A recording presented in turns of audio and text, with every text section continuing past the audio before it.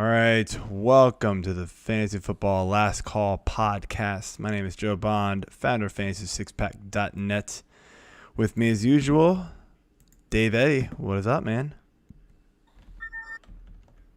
Oh, man, just enduring a weird week of football, man. Woo, yes, that is, that is pretty obvious.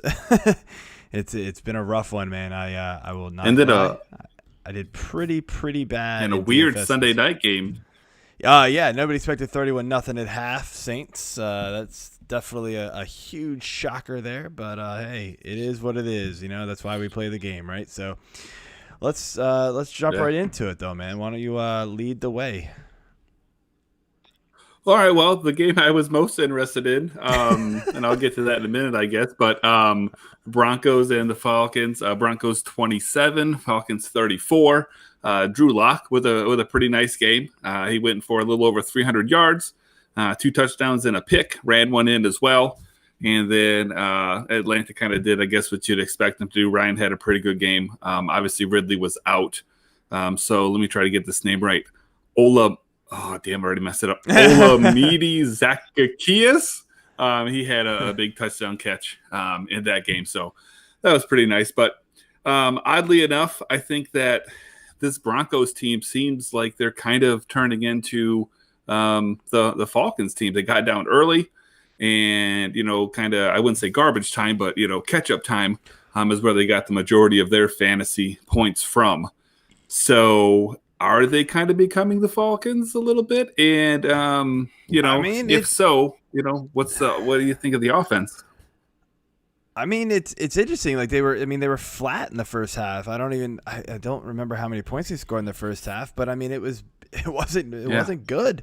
And then they came on and just blew up in the second half, and that's the second week in a row now. And so it's like, I don't know what to really think of it, man. It's I don't know how reliable that can be going forward. I mean, hey, we've seen a lot of teams do it. You mentioned the Falcons doing it. We've seen teams in the past that aren't necessarily very good.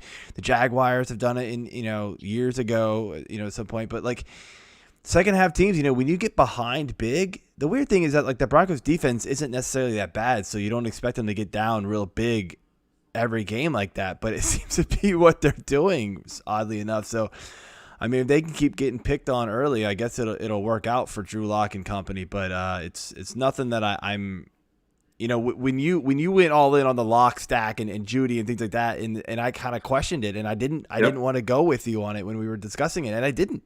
Yeah, I mean, obviously what I went with didn't really work out either, but yours was a little bit better than mine. Still, it was just kind of like, it's hard to rely on a team getting down by 20 and then having to come back and just play catch up. And, so I don't know. It is hard to trust every week, but it is what it is. Yeah, I mean, like I was saying, Lock is where I was all in on for DFS this week. Lock and Judy and, running it back with a lot of Julio. Just because game script, I figured that, it would pan out like this. So, good for DFS, bad if you're a fan of either team real life, I guess. But anywho, so the bigger game, the bigger real life game this week was Seahawks and Bills. Now, this was a game Bills won 44-34, and they were up by quite a bit for the majority of that game. Russell Wilson didn't really come with his A game this week. He did have 390 yards to the air and 2 touchdowns. Ran one in as well, but he had 2 picks and 2 fumbles, and that has not been the Russ that we're used to seeing this year whatsoever. So let's just start there before we get into the Bills. And what do you make of, a fairly pedestrian Bills defense giving Russ his worst day of the year? I'm just going to chalk it up to a bad day. I know that's kind of the easy out here, but I mean, let's be real. Russ has been amazing this year, and he's had an amazing career. There's not very many games like this. I haven't looked at like game logs of him, but I'm going to guess there's less than a handful of games where he's had 4 turnovers. So probably. I'm going to chalk it up to just a bad game, and we're just going to move on from this one. Yeah, and then on the other side of the ball, Allen had, a game similar to how we started off the year. He had I think he had almost 300 yards passing at the half. Yeah. Finished with a little over 400. He had 3 touchdowns through the air. He had 1 that he ran in. Mm-hmm. That's kind of what you expected from Allen. You thought maybe Russ and Allen would both do this, but Allen definitely came through. So I guess, for me, the main thought there is, we saw a great Allen like this to start. We had, what do we have, like a 3-4 week lull, and then here he comes again. So I guess, yeah, do you feel better about him, I assume, or is it we fully back on him?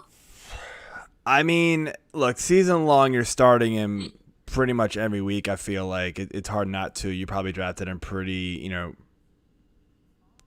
pretty healthy draft stock into him. So, and he's been good enough all year long that you're probably starting him every week. I want to ask you a little bit about the DFS side of this. Like, look, he did have that lull, right? And so is it he's now kind of like you want to target him again? Or are we literally just going to target whoever in the hell plays the Seattle Seahawks? Because they are getting shredded by every quarterback, it feels like. Well, I mean, for DFS, I think it's an easy attack every week because, you want to stack games. So it's really easy to either stack it with Russ against whoever because they're obviously going to, probably score more than usual, or to just attack that defense. And, normally I would say you have to make the decision between whether you want to run it back with Metcalf or with Lockett. But I think Metcalf has 100% separated himself from Lockett, and he is almost have to play if you're going to stack that game. Yeah. Yeah, it's interesting. I know. Yeah, I mean, we talked we bounced back and forth with Keenan about kind of like which one of those Seattle receivers you want to use, and I don't. It's gonna be hard to pick Lockett going forward. I feel like DK's really just kind of separated himself a little bit. Of course, I say that, and Lockett's gonna go off for 15 and 180 and 3 touchdowns next week because that's what he does. He might. But anyway, let's move on. Yeah. So in a game that was the opposite, we had the Ravens 24, Colts 10. That was the defensive game for sure. I mean, man, nobody really did a whole lot. I guess maybe the biggest storyline out of it is just simply Jonathan Taylor, who's been very missed since week 1. He started off the game 6 carries, 27 yards, got a touchdown, fumbled the ball, and went into the witness protection program. Bye-bye. Yeah, that was it. So I don't know, man. Lamar's struggling. I mean, Dobbins has looked okay. Numbers weren't great today, but he's looked a lot better with Ingram not in the mix.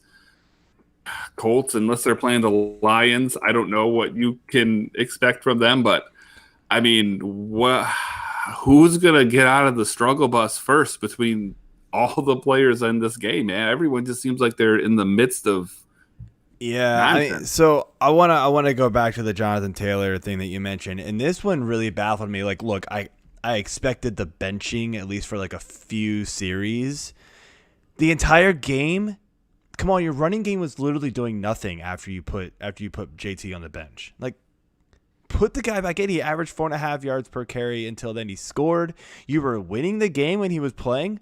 Put the guy. You got rid of. You put him on the bench. You lost the game. Right? That's on you. That is not on Jonathan Taylor. I get that his fumble led to a return, but like, come on, like, give yourself a fighting chance. Win this game. It just seemed, it was baffling to me. Like, I hate the coaches that like punish their players for fumbling once. It's gonna be hard to trust Taylor going forward if this is what's going to keep happening. Any slip up and he's just done for the day. And especially if they're going to keep Wilkins involved like this, then I don't know. He's like RB3 territory in season long almost going forward. Yeah. Like, it's getting that bad. Now, I mean, probably RB2 because we're struggling to find running backs, period. But, I mean, we're looking at like kind of Zeke-ish territory now where it's like, you almost don't like starting him right now. It's bad. On the Ravens side, I mean, look, Lamar at least got you some decent fantasy points, but it's still not pretty, man. It's just not. and nothing was really working for them. I mean, this Colts defense is solid, but like this has been kind of the Ravens' MO for the last few weeks. The run game was in full gear last week, as we mentioned, but it wasn't there this week. Somehow they won this game. It doesn't stat wise. You're kind of looking at it like I would have like if you just look at the stats, you're like I don't know who won. Like I wouldn't know. A 0-0 tie. Yeah, I mean there was a couple touchdowns, so we at least know there was points. But yeah, it wasn't pretty. So it. Yeah, I mean against good defenses, I don't feel great about either one. Like the players on any of these teams, honestly. Give me the Bengals every week against them and let them go to town. So let's go Texans and Jags. Texans squeaked one out here, 27-25. Sean Watson wasn't bad, but he wasn't as great as you would have expected him. 280 and 2 touchdowns. They're sad about David Johnson got a concussion, and he ended up missing a good chunk of that game. So that was a bummer for fantasy and DFS owners for sure. Yes, it was. Yeah, oh boy, huh? Probably the bigger story, though, is Jake Luton, 300 yards. Now, granted, a lot of this was, playing from behind, but whatever, it's 300 yards. Threw a touchdown, threw a pick, ran one in at the end, kind of giving him a chance to win that game. He was connecting with Shark. Shark had almost $150 and a touchdown. So I know the Texans defense isn't anything to write home about, but, I mean, that offense didn't seem to miss a beat going from the mustache to the nobody. And Shark had a pretty good game. So how much do we downgrade or do we not downgrade the Jags, with however long they got to roll with Lewton? Honestly, man, I don't know if you do downgrade him. Dude, he looked sharp. He made some crisp passes, man. I get they lost this game in the long run, but like he was looking good. That touchdown pass to Shark, 73 yards. I get it, big play. That's not going to be reliable every week, but like, Robinson was still able to get his 99 yards and a touch. It was a pretty good day from him, man. Like, I personally, as a Shark owner in a couple leagues, I was super worried. You never like to see a guy getting his first snaps. You never know what to expect. I had to start him in a couple weeks because of buys and everything else, but it paid off. So fortunately, I'm not thinking it's gonna be a total down, a huge downgrade from Minshew, because Minshew honestly wasn't really doing all that great himself. So, whatever. Yeah, I think a lot of their points are, they have a bad defense, and so they're playing catch up. And so, for DFS purposes, anyone who is gonna, I don't know who they play next week, but anyone that's considering Lutton there to play next week, he's not going to probably have an easier matchup than he did this week. So, just chill out and relax. No, I don't think you're probably not playable. Yeah, I don't think you're going after Lutton, but I think the role players their value isn't lost. And so they play Green Bay next week. So at least the run game is alive. Yeah. So it's it'll be all right. It's similar. Okay. Yeah. So I didn't know who they played next week. Yeah, I just looked it up. I got you. All right. So next up, we had Panthers and Chiefs. Panthers were actually pretty in control of this game there for quite a while, but of course, Chiefs are just a little too much. Things. Yeah, man. 372, 4 touchdowns. Of course, they were passing a lot to get caught up here. So Kelsey had 10 catches. Hill had 9. Hill got in the end zone twice. CMC had a pretty nice return, 69 yards on the ground, touchdown there. Bye-bye. 10 catches. Yeah, 10 catches, 82 yards, another touchdown there.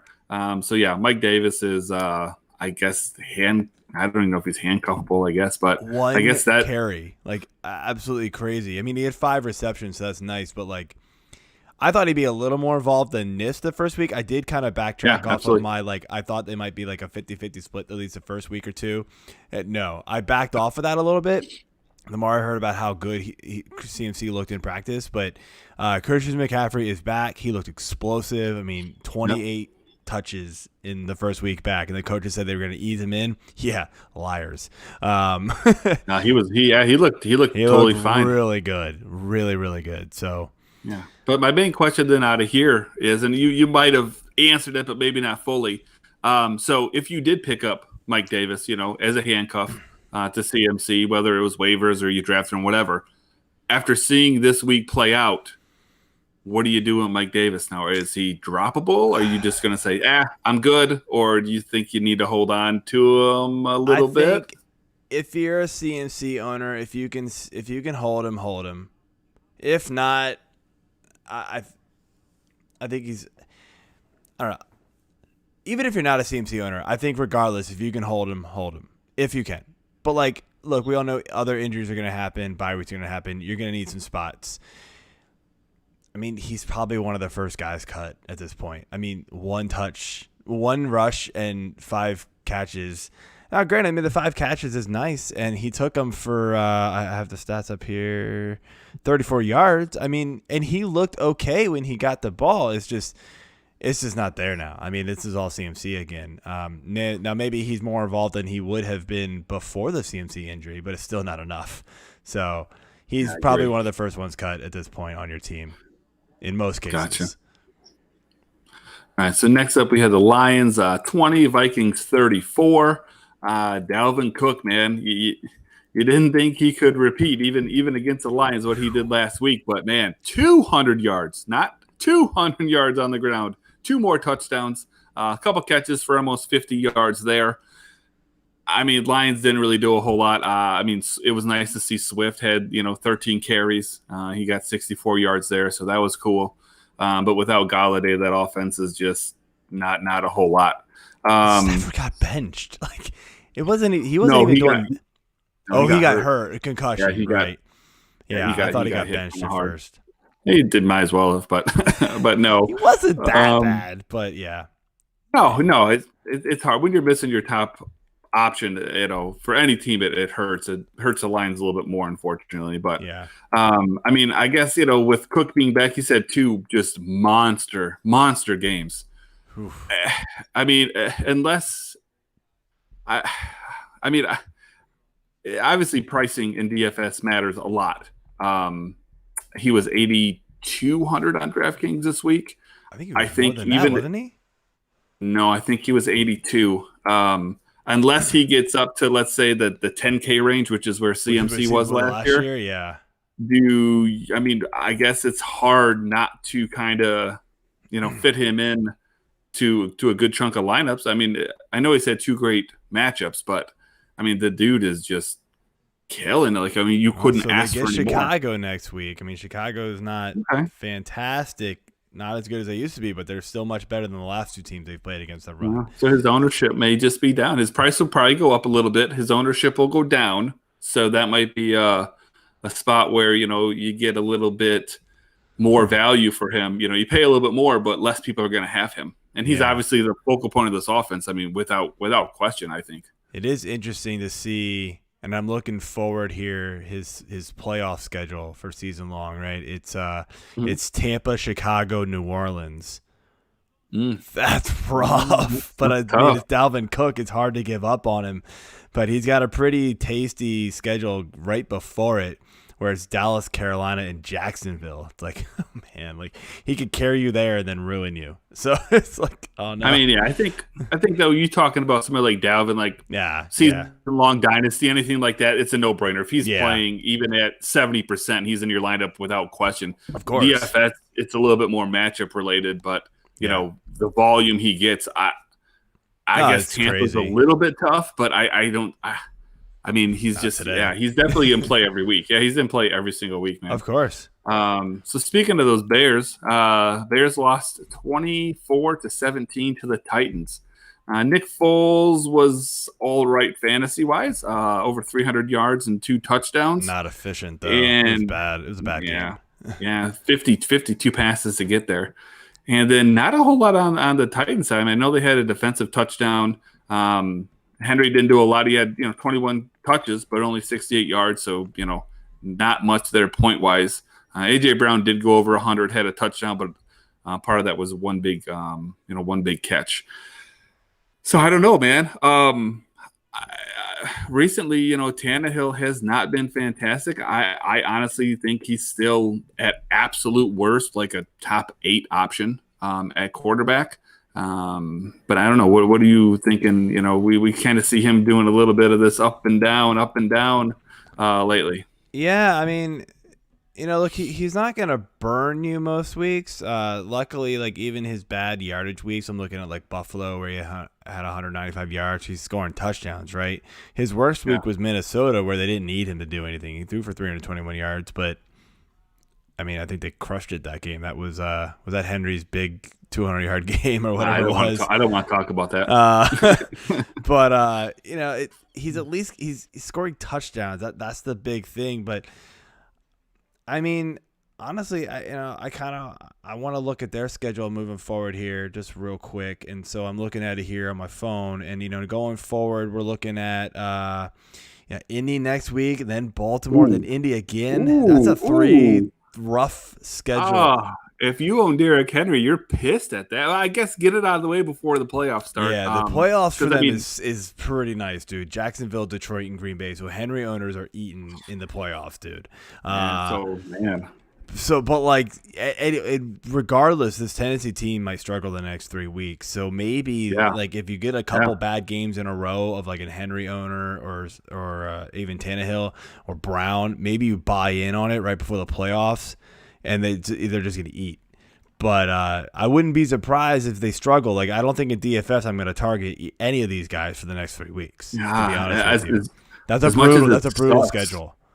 Yeah, man. I mean, Henry is, your volume guy. And one rule that I have in DFS, rule number 2, as a matter of fact, volume over matchup. And Henry is the absolute epitome of that more than anybody.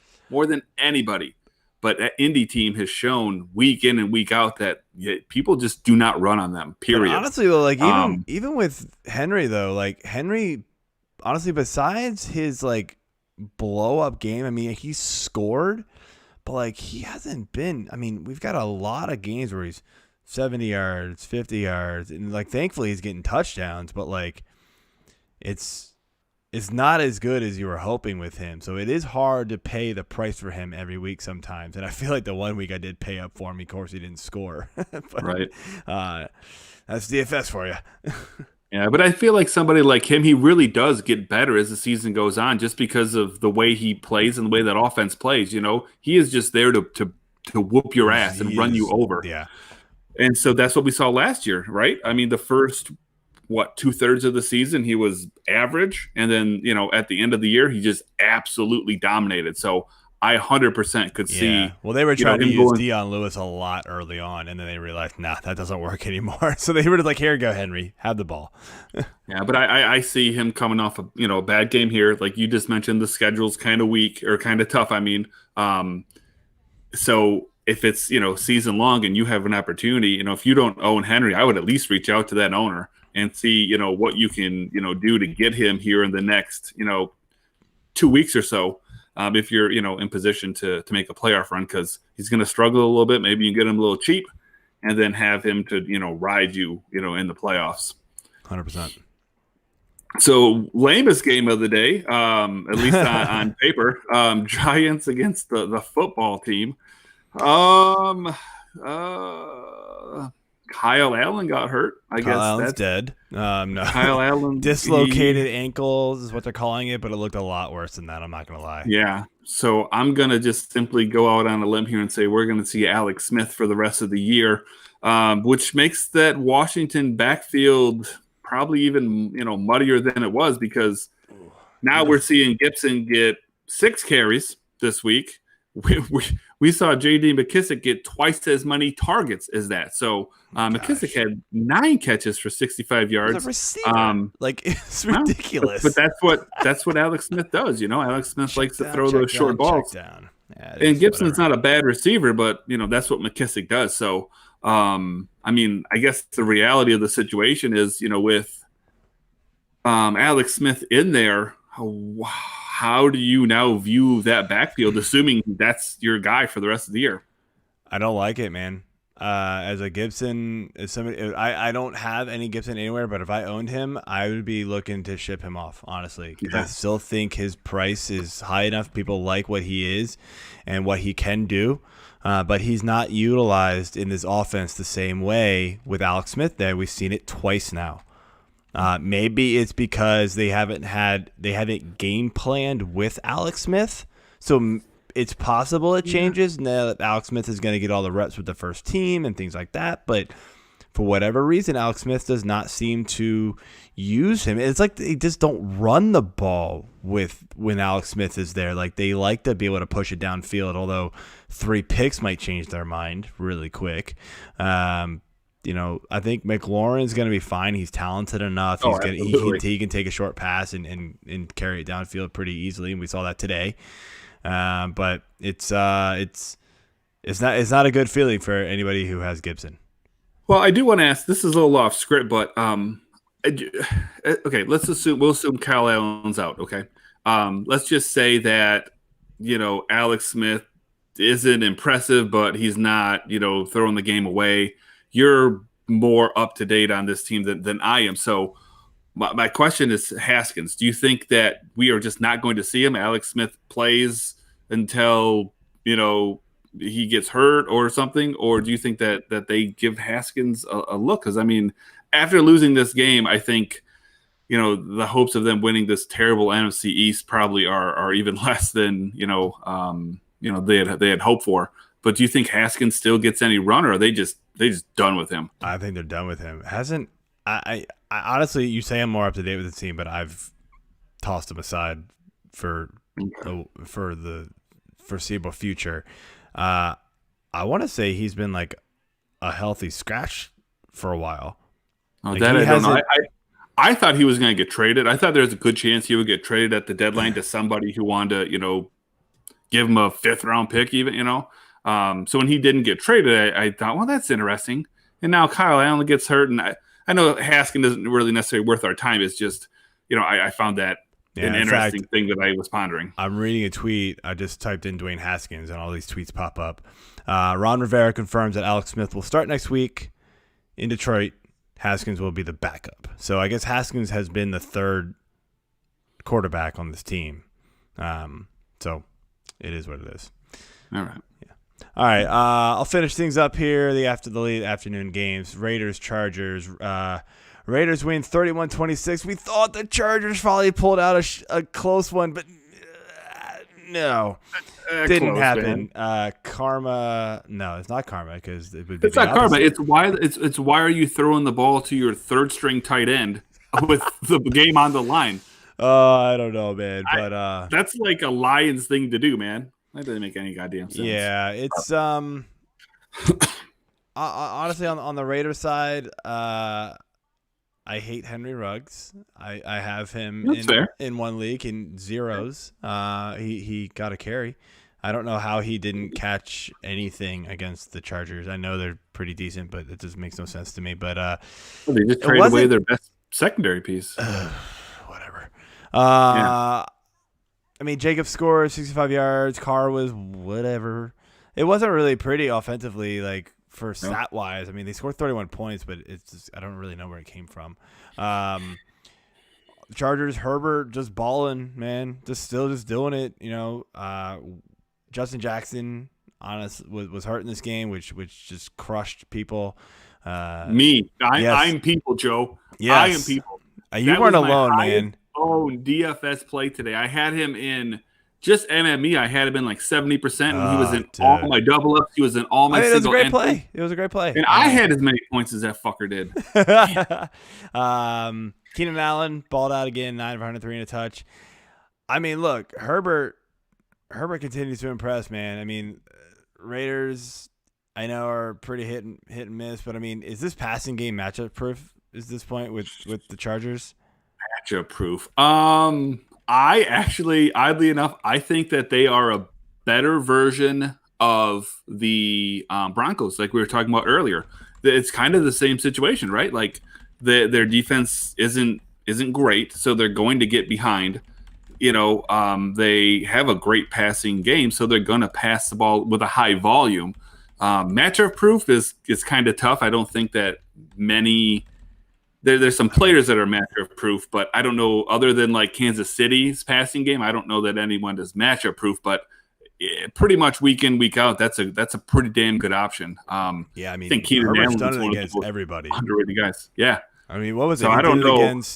He did it against, I know he did it against Tampa, which honestly doesn't look too impressive tonight, but they play the Colts or no? It was either Baltimore or Tampa, or I know it was Tampa. It was either Baltimore or the Colts, and I forget which team it was. It was like his first 2 games. You were like, nah, this isn't gonna work, and he crushed them. It was like, oh, okay.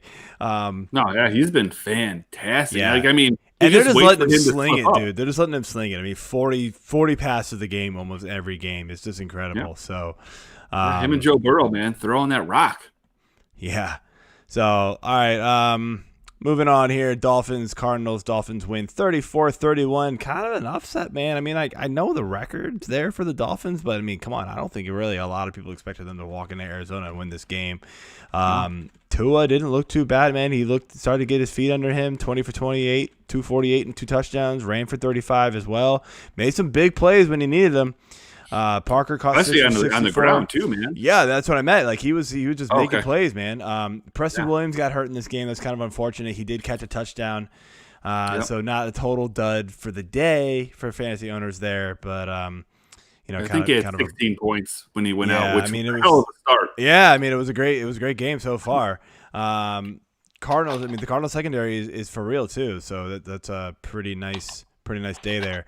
The Cardinal side, and Murray just doing Murray things, man. He's really bounced back from that kind of few game lull there in the beginning of the year. Feels like 283, 3 touchdowns, ran for 100 and a touch.